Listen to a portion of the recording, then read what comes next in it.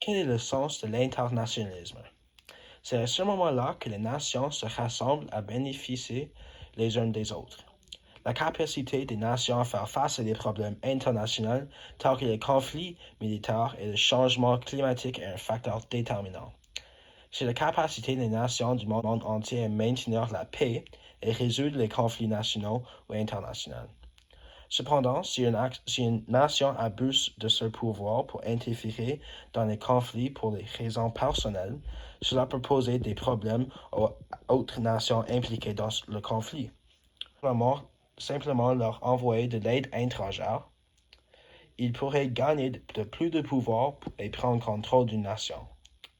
Un pays doit trouver un équilibre entre donner et recevoir de l'aide étrangère, développer sa propre nation et aider au développement d'autres nations pour participer avec succès à l'internationalisme. Ils ne doivent pas perdre leur souveraineté et leur autodétermination. Chaque nation est tenue de pratiquer l'internationalisme, mais lorsque la nation elle-même souffre, elle doit se mettre en premier. En conclusion, l'internationalisme devrait être encouragé car il y a de nombreux avantages pour toutes les nations humaines impliquées.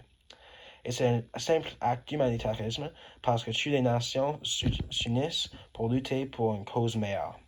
Cependant, ils ne doivent pas abandonner leur souveraineté et leur intérêt national car cela les conduirait à la corruption.